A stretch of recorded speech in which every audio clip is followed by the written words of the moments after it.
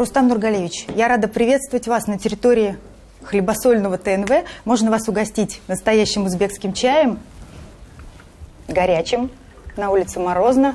Ну и задать, конечно, вопрос. Скажите, пожалуйста, у нас между Татарстаном и Узбекистаном такие давние крепкие отношения, а за последнее время удалось поднять товарооборот почти на 50%, даже чуть больше. За счет чего удалось этого достичь? Ну, вы, наверное, правильно сказали, исторически мы очень близки. Близки по языку, близки по религии. И много людей татарской национальности, более 300 тысяч, и сегодня проживают на этой прекрасной земле. Это, наверное, самое главное в наших отношениях, и она является фундаментом для того, чтобы мы более активно работали с страной. Ну и второе, последние 3 года Узбекистан сильно развивается. У нас были контакты, отношения, но руководство Узбекистана сегодня, оно нацелено на инновации, на продвижение Узбекистана в мире,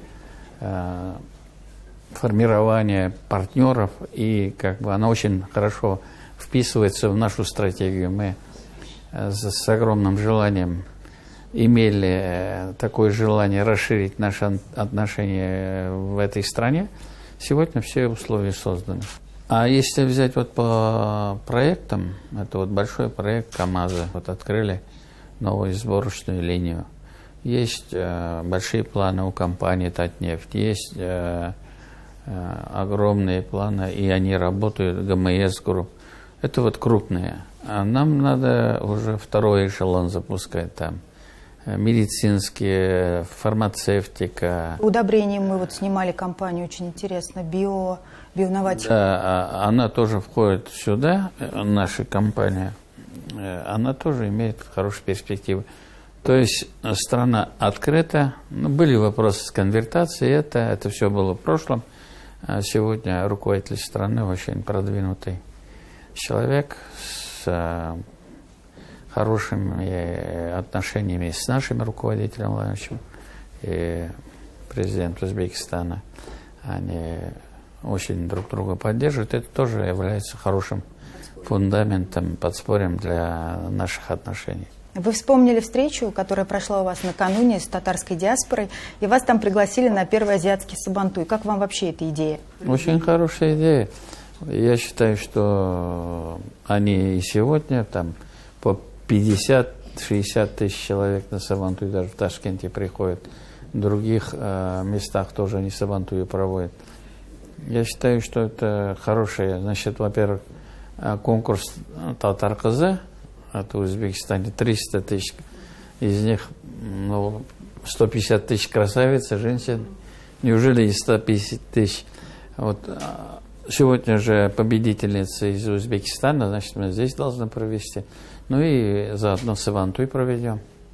Черты характера у татар и узбеков. Вы так много говорили об общей истории, они схожи? И какие есть, если схожие?